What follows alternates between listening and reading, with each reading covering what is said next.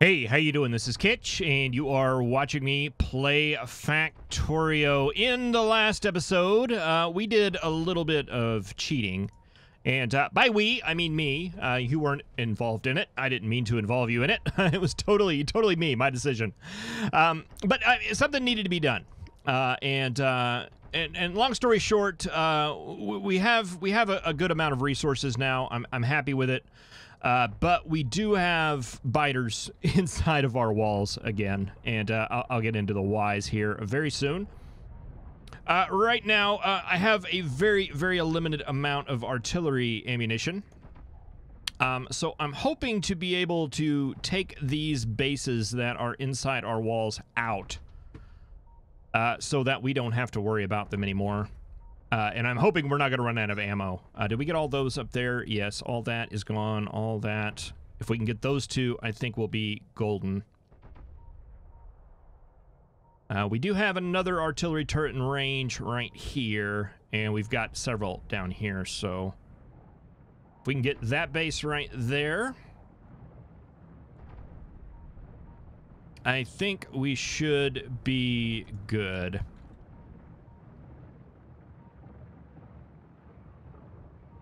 Three, there, and yeah. And we're probably getting pounded right now. And yeah, we are. But that's a good thing left up for this. I just basically took the artillery train up here, and we are currently out of ammunition.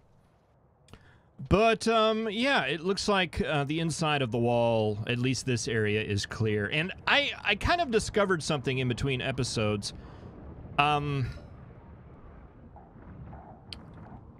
I'm in map mode and I'm over a biter base, I don't know if I have the sound turned loud enough where you can hear that. But you can actually hear it. And if I move off of it, you can hear it. If you move off of it, you can't. So I was playing around, and I was thinking, I wonder what that can be used for. So like down here, if I zoom in and come over here, I don't know if that's being picked up, but you can hear the sound of a biter base like right in this area. And it goes away as you go to the left. So I'm guessing if I fire an artillery shell in that spot right there, there's going to be a biter base. Oh, yeah, and we just missed it.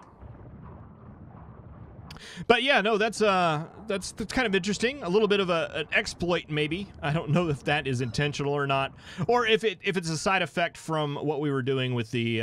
Basically, what we did, we used the map change map settings mod to increase the amount of the size and the thickness of the ore patches, and then we used the delete empty chunks mod to delete all of the empty chunks, and then they got regenerated. When they got regenerated, it gave us a lot more ore than we had before, which is going to be a little bit more manageable, I think. But it also had the side effect of returning all the enemy bases that we thought were gone, that we worked so hard to get rid of. They're back. But I felt like it was a reasonable price to pay. So, yeah, we're going to have to go through and clear all this stuff again. We are, like, very short on artillery shells right now. But that's okay. I mean, we've got the infrastructure now to basically handle it. So it's just going to be time is really all we're out. All right, so in this episode, I want to switch gears a little bit and maybe work on a little bit of a base design with what we want to do going forward. So yeah, let's go ahead and turn that off. We'll send you back to the main base so that you can restock with your shells. We will roll the intro, and I will see you very shortly.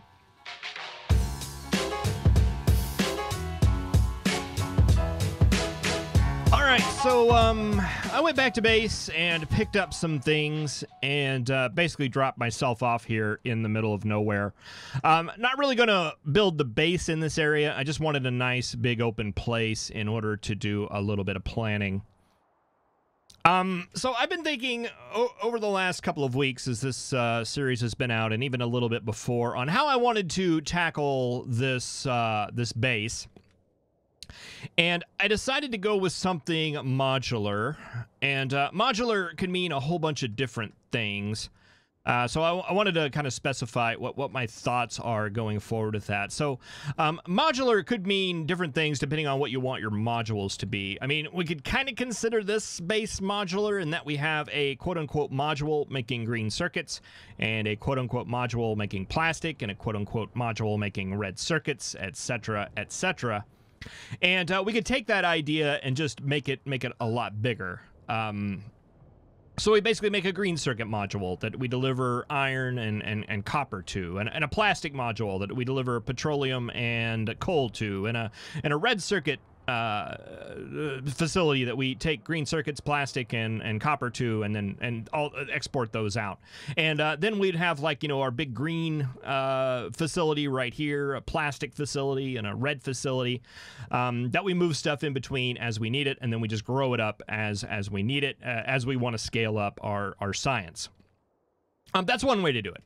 The other way to do it would be to okay, so this base right here, it makes this base right here makes 60 science a minute, and we can consider that a 60 science a minute module. So if we wanted to make 120 science a minute, we could just copy this whole thing and paste it right here, and we would get the same output, and then we could keep on pasting that just all over the map until we got our 5,000 science a minute, or 20,000 science a minute, or whatever goal we want to hit in this episode.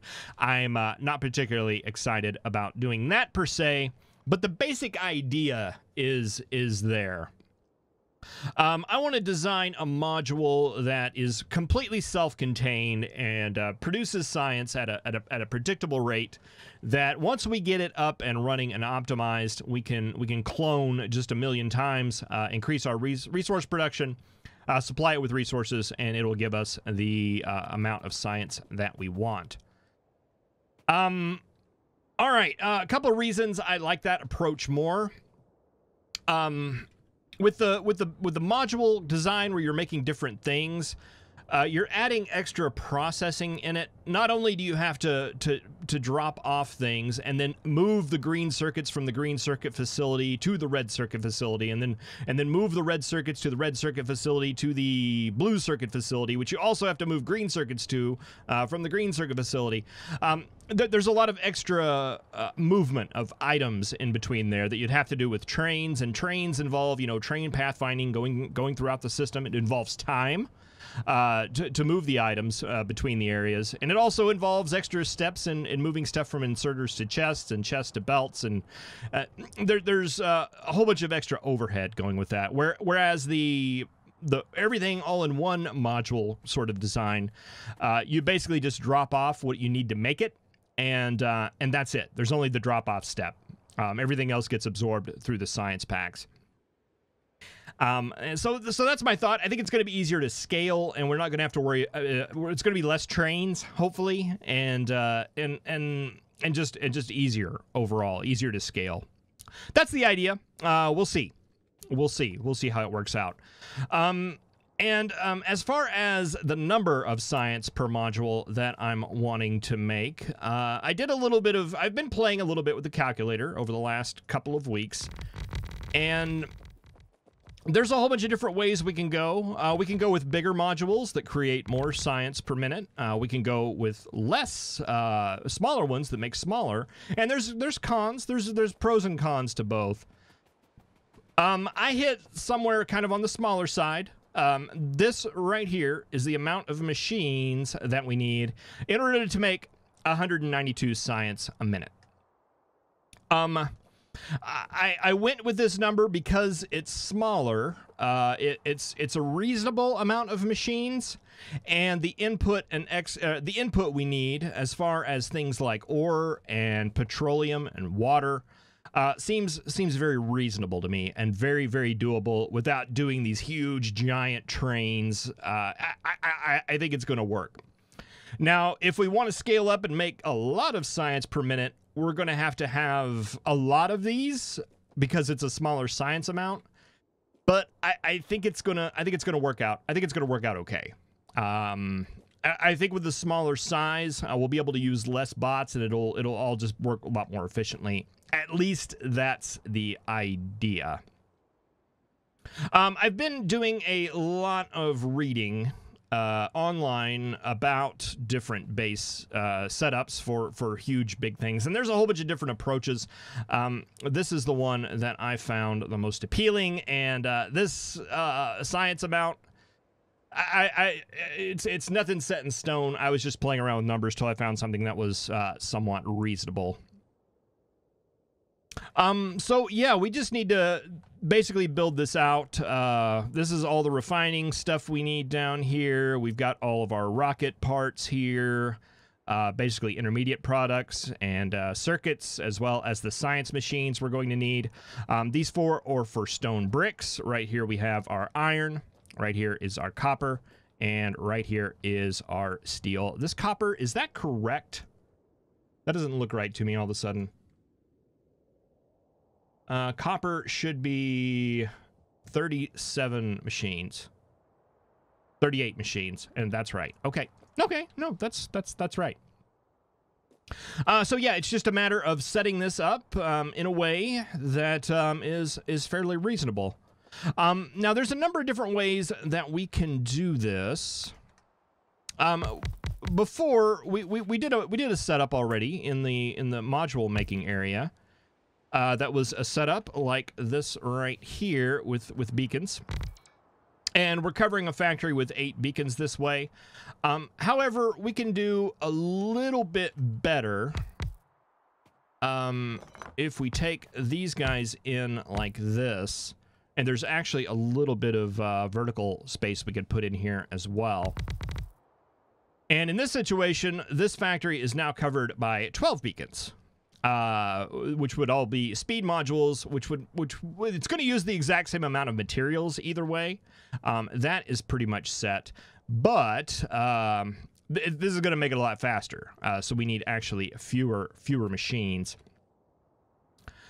So yeah, this is a way that works with the 12 beacon setup, which is the max that you can actually fit around a factory, as far as I'm aware and can figure out. And this one, as I mentioned, works good with belts because there's extra space on all the sides, but we can actually tighten this up a bit. Since I want to be using bots and not belts, we can do something like that, and we're sacrificing a tile and a tile, but we get a much more compact layout. And even better, one design that I have seen that I really liked.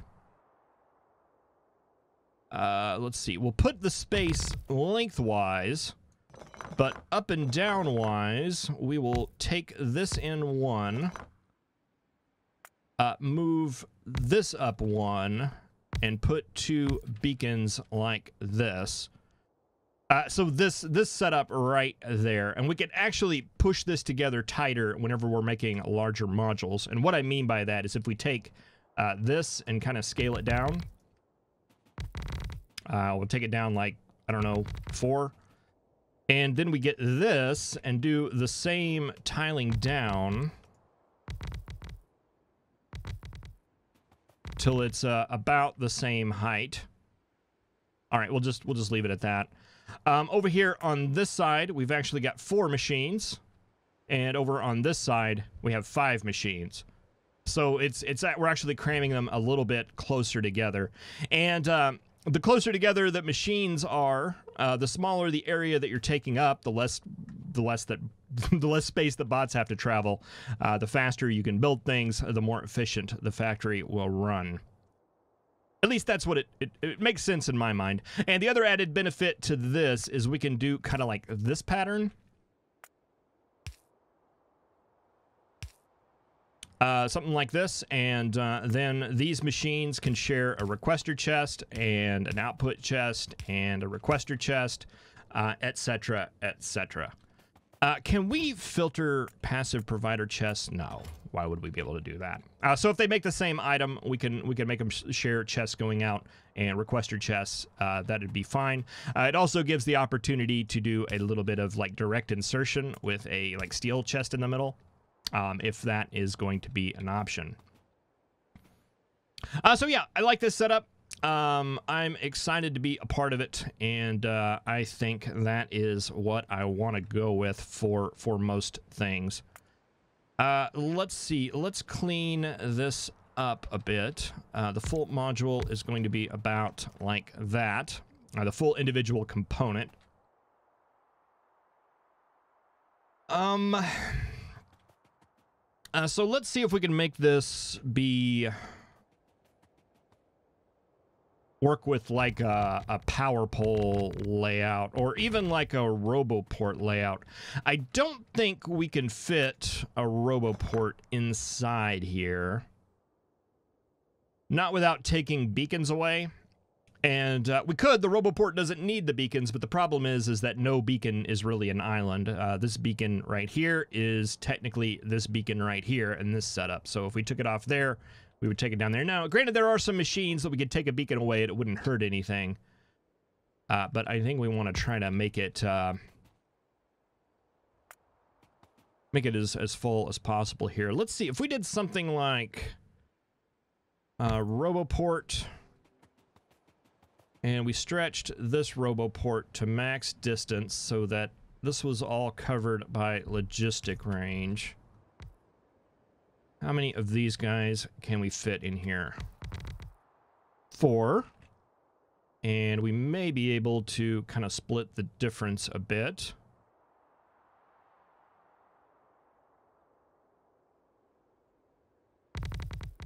Oh. Not what I meant to do. That's what I meant to do.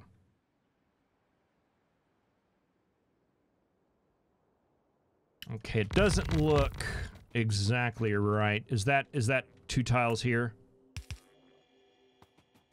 And 1 tile over here?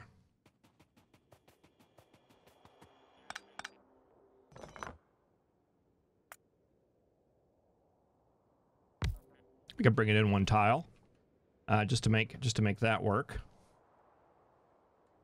And we can have roboports in the middle there. We'll waste some beacons, but if we spread across the modules like that, I think that would be acceptable. All right, and as far as up and down,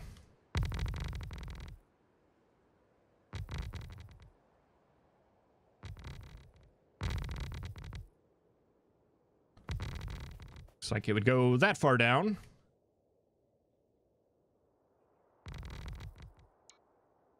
All right, and all of that is in robot range. I don't hate that. And we'll probably need more roboports than what we have here, but we can always add more in the wings if we leave those wings open. I think that works for me. So this being a block, and for powering it, I want to see if we can use substations. There.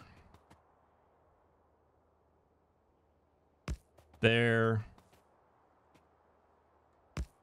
There. That would put that right there, and that would not look great.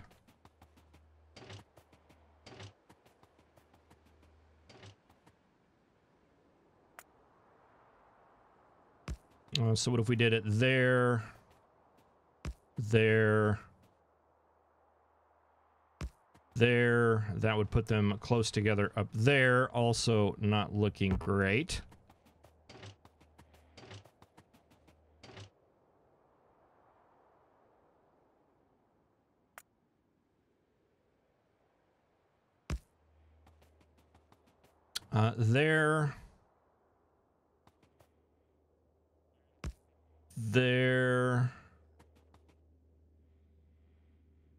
There, not looking great, but a little bit tileable.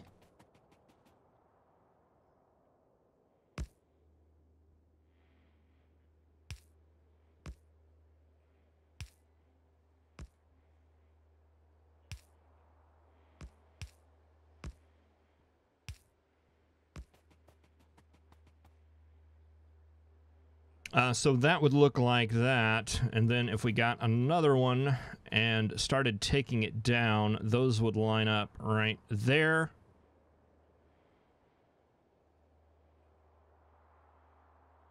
And I think that's good enough for the girls I go out with. That'll certainly work. What if we move this to the outside? That's not optimal. And this roboport is not going to be in power range, but this roboport is this roboport in a tiling situation, and it's covered by that substation there.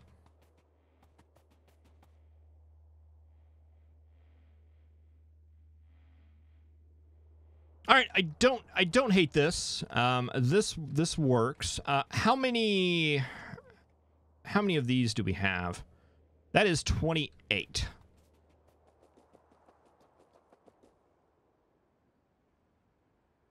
All right, so like how many of these do we have? 123. Boy, they fit in that space a lot better than they fit in this space, don't they? So yeah, we need to expand this out so that that includes all of these, and then that was 120 something, and then we have 92 of those, and we're gonna probably have to do something a little bit creative with fluids. I don't know that I've worked that out yet. That might actually be the first thing we take a look at.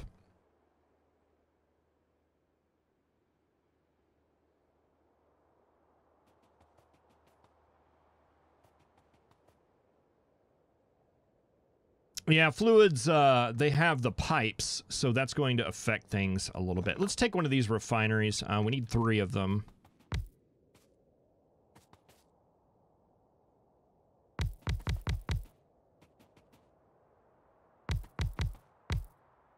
Refineries can actually, it's more than 12 beacons. It's 16, if I recall correctly. Yes. Is max for them, and I think we definitely want to do that. Okay, so we'll have oil coming in, we'll have water coming in, and we'll run into the same situation where we have room for that one, that one, that one, and that one, but we don't have room for petroleum inside here, so we'll have to run it out. And that's going to mess up with tiling things in general. But we will need 3 of those.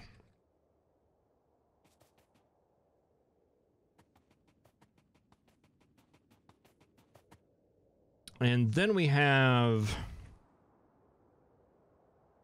a lubricant machine.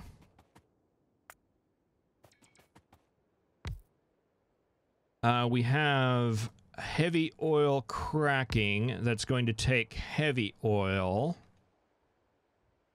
Then we have the solid fuel, the rocket fuel, and the light oil cracking that are all going to be taking light oil.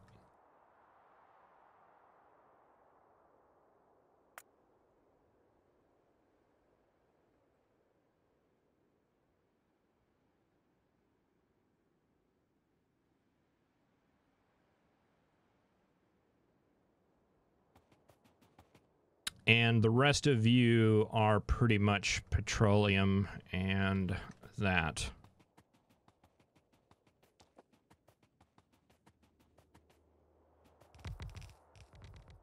I'm not sure this setup is going to work for a fluid maker. Let's see, what if we branched that out? Took you out. Put a chemical plant in there. Worst case is 2 fluids in and 1 out for cracking.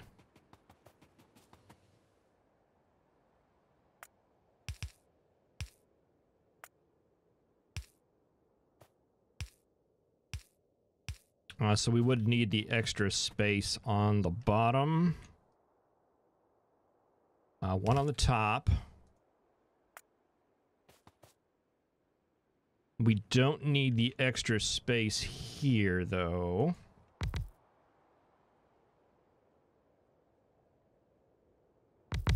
But we might want it. And I think that would pretty much work for all of our fluid-related things. And rocket fuel, are we able to, like, supply, like, rocket fuel? We could. We could do, like, a setup like this right here.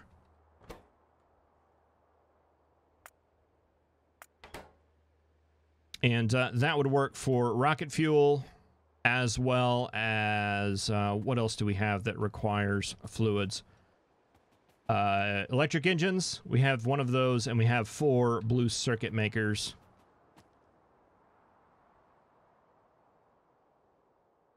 And then we have some that require input.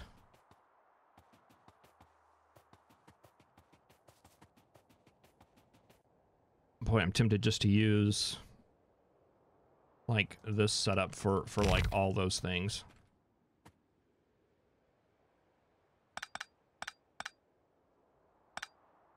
So if you had like a single input, something like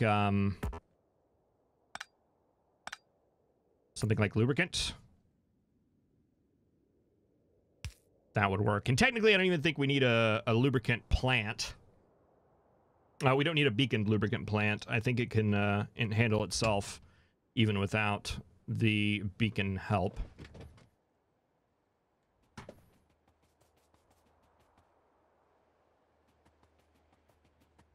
All right, well, this is going to be a lot of fun.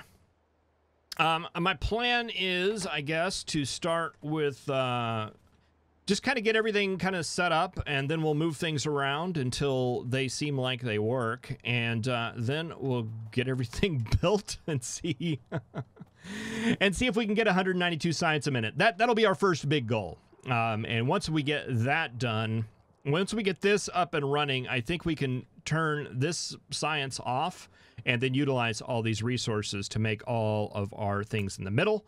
Basically, this make everything thing. And then it's just going to be a matter of making outposts and supplying this setup with ore, and should be fairly straightforward. Yeah, I'm sure it'll be simple as can be. Well, thank you very much for watching. I really appreciate it. I will see you in the next episode. Have a good one.